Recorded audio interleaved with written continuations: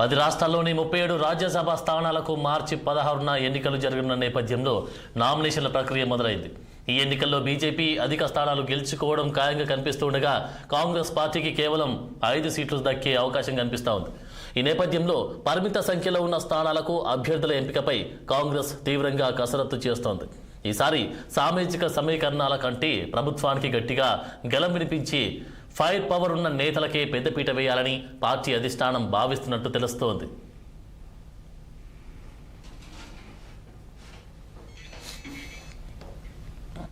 తెలంగాణలో కాంగ్రెస్కు 2 సీట్లు దక్కే అవకాశం ఉండడంతో ఇక్కడ పోటీ ఆసక్తికరంగా మారింది. ఒక రాజ్యసభ స్థానం గెలవాలంటే 40 మంది ఎమ్మెల్యేల మద్దతు అవసరం.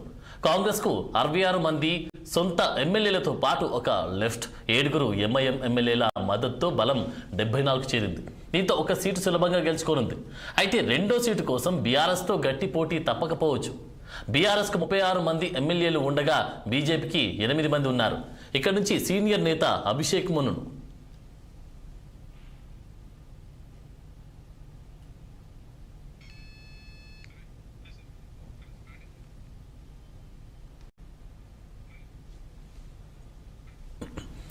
పది రాష్ట్రాల్లోని 37 రాజ్యసభ స్థానాలకు మార్చి 16న ఎన్నికలు జరగనున్న నేపథ్యంలో నామినేషన్ల ప్రక్రియ మొదలైంది. ఈ ఎన్నికల్లో బీజేపీ అధిక స్థానాలు గెలుచుకోవడం ఖాయంగా కనిపిస్తున్నట్టుగా తెలుస్తా ఉంది. రైట్, ఇదే అంశానికి సంబంధించి తాజా అప్డేట్స్ మా స్పెషల్ కరెస్పాండెంట్ కృష్ణహరి అందిస్తారు. కృష్ణహరి. రాజ్యసభ ఎన్నికలకు గడువు సమీపిస్తున్న నేపథ్యంలో అభ్యర్థులు ఆశావాహుల్లో కూడా ఆసక్తి నెలకొన్న పరిస్థితి కనిపిస్తోంది. ఇక ఎవరిని ఈ రాజ్యసభ సీటు వరిస్తుంది అనే అంశంలో ఎవరికి వాళ్ళు అధిష్టానంతో మంత్రాలు జరుపుతున్న పరిస్థితి కూడా మనకి స్పష్టంగా కనిపిస్తోంది. ఇక 2 రాజ్యసభ సీట్లు తెలంగాణ నుంచి వచ్చే అవకాశాలు కనిపిస్తున్నాయి. ఆల్రెడీ ఒకటి మాజీ రాజ్యసభ మన సీనియర్ నాయకుడు, అట్లాగే సీనియర్ న్యాయవాది అభిషేక్ మను సింఘ్వికి ఆల్రెడీ ఆయన టైం కూడా అయిపోతుంది. ఆయనకు మళ్ళీ ఈసారి రెన్యువల్ చేయాలనే కోణంలో కూడా అధిష్టానం యోచిస్తున్నట్టు తెలుస్తోంది. ఇంకా మిగిలింది ఒక సీటు.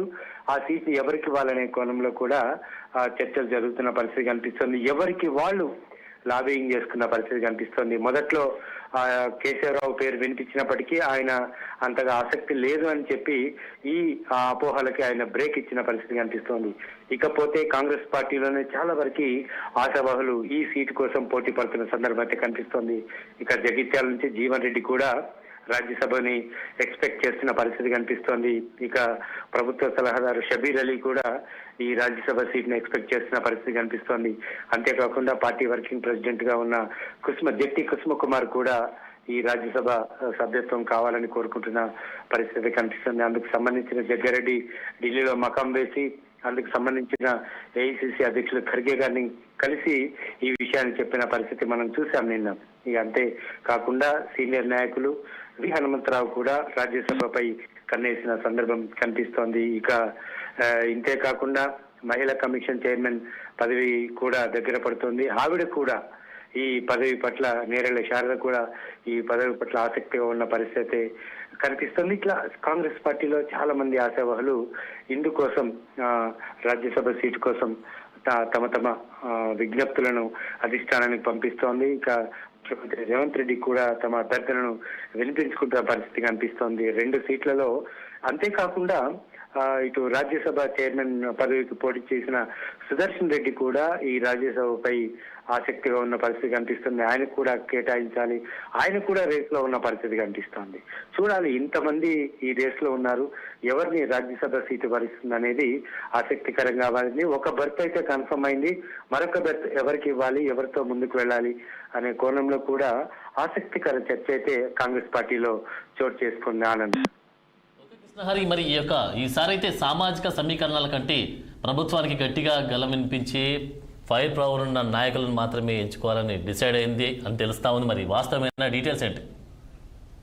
కోణమే, ఎందుకంటే ఇప్పుడు కాంగ్రెస్ పార్టీ అంటేనే బీసీలకు అత్యున్నత ప్రాముఖ్యత ఇచ్చే పార్టీ అని మనకి ఆల్రెడీ వీళ్ళు చెప్పుకున్న పరిస్థితి. 42% బీసీ రిజర్వేషన్ అని చెప్పుకున్నారు.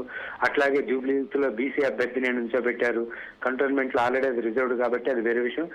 అట్లాగే ఇప్పుడు స్థానిక సంస్థల ఎన్నికల్లో కూడా చాలా వరకు వెనుకబడిన వర్గాలకే బీసీ రిజర్వేషన్లకే సీట్లు కేటాయించారు.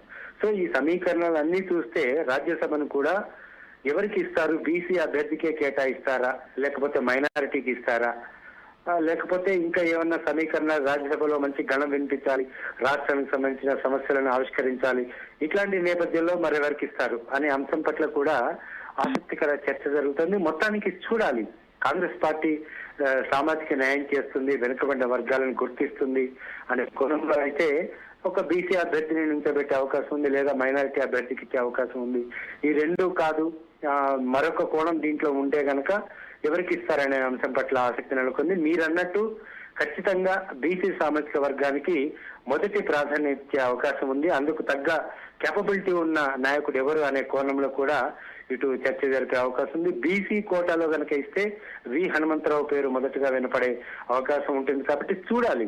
మార్చి 16 వరకు సమయం ఉంది కాబట్టి ఏ విధంగా ముందుకు వెళ్తుంది అనే అంశం పట్ల కూడా మీరన్నట్టు ఆసక్తి నెలకొంది. ఆనంద్.